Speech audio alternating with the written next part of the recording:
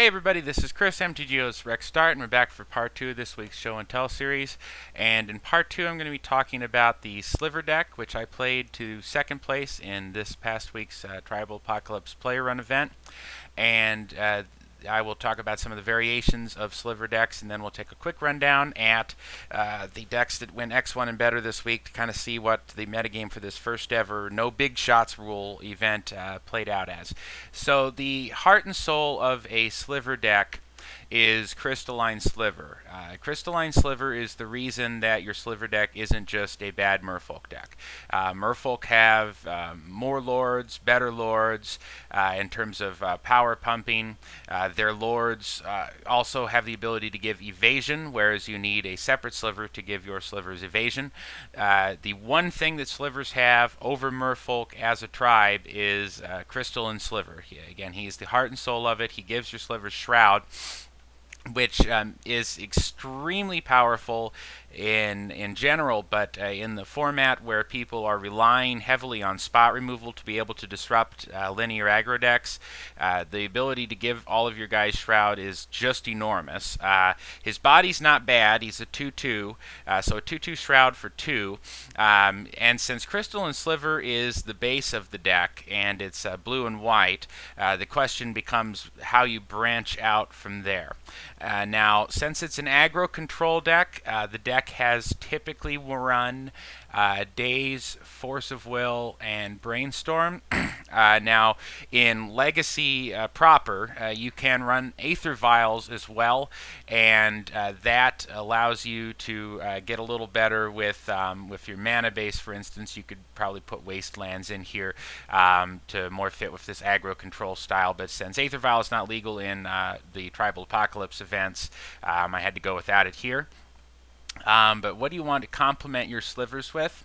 Well, Sinew Sliver, if you're in white, he's the Lord. He gives all your guys +1/+1. Of course, the way these guys work is they give themselves that bonus as well.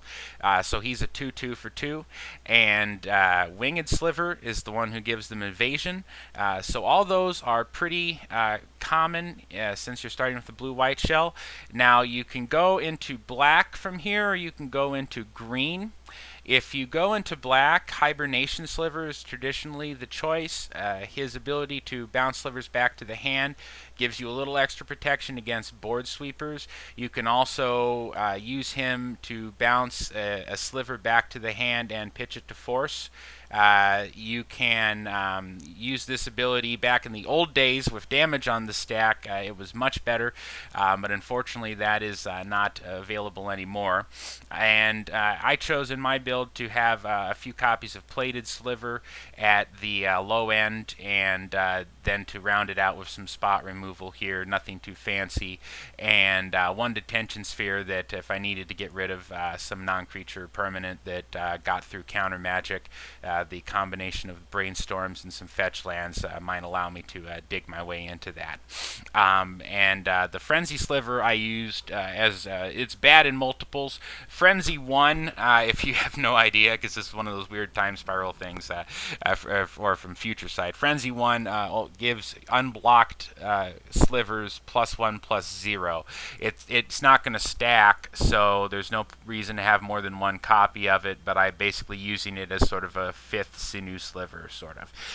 The other way you can go is to go into green, and I've loaded up some other creatures here that you might use if you went out into green, or if you even went into more colors than that. But Muscle Sliver, it gives you a beefier deck. The deck tends to be called Meat Hooks if you go into Bant and run the 8 Lords. The Muscle Sliver gives you guys a lot better bodies. Harmonic Sliver, if you go into green, is a way to deal with those artifacts and enchantments without having to resort to something like a Detention Sphere or something outside of the tribe. And you could even play something like Homing Sliver, which you could put in any deck, and because it Sliver cycles and tutors to tutor up for something. And the first version of this deck that I ran for a few months off and on in the Just for Fun room to practice.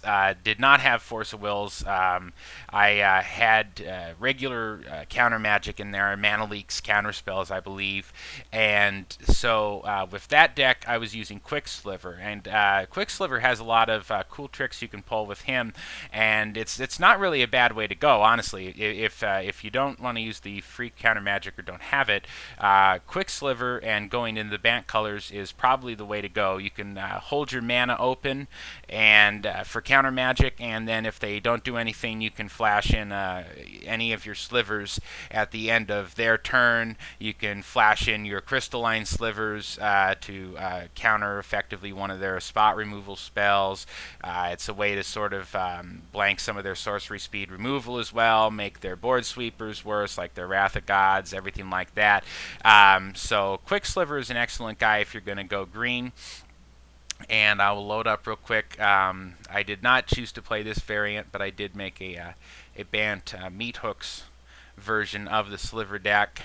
And had I played that, I would have simply swapped out the Hibernation Slivers for the Muscle Slivers and splashed a Harmonic Sliver. However, I think you could go a little deeper here and possibly try to get some Homing Slivers in here to tutor. Now, are there other slivers that you might be interested in? Heart Sliver, the one that gives them haste in red, is pretty good. But I don't know if you want to stretch to 4 colors just for red. And you could try to go both black and green and go 4 color.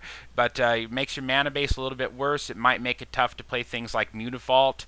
You could probably load up on Cavern of Souls a bit more, but that's going to hurt some of your your non-creature spells.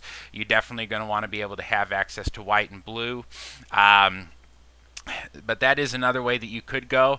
You see a lot of casual sliver decks that play all 5 colors and things like Gemhide Sliver and try to play Sliver Queen and things like that. I don't think that those are they're not very stable. I don't think that they're competitive.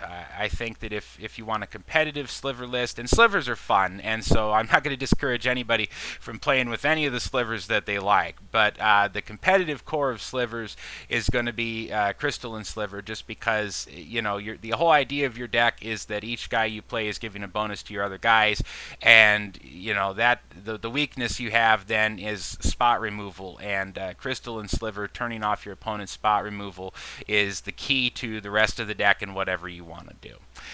So that's my quick look at slivers, and I'm going to take a look now at the rundown just real quick of the X1 decks from this last week, just so you can get an idea what people were playing this week in terms of archetypes. Chamail was on aggro with Devils. I was in aggro control, of course, with those slivers. Robin88, who took a round 1 loss to join a round late and then mopped up the losers bracket, was playing an aggro control fairy list. AJ, Kuma, and Big Brothers were all on various mid-range decks. BDGP009 and Nagarjuna were both on elementals. BDG's was using Niv Magus Elemental, and Nagarjuna was doing a traditional Elemental style, Hellspark Elementals and the like. So we had a lot of aggro control, and a lot of mid-range. No combo in the X1s here. There were some Shaman decks that were doing things with Vampire Hexmage, Dark's Depths, and such. That did not make it up to the X1s, but that I got to see play and that they looked pretty solid, and so I might expect to see those in one of the future rounds. Shaman is one of probably the more powerful tribes that has not had an awful lot of wins in the event. So that is part 2, and part 3 I'm going to show a quick match replay with my sliver deck, and then that'll wrap it up for the week, and I've got a short article that'll be attached at the end.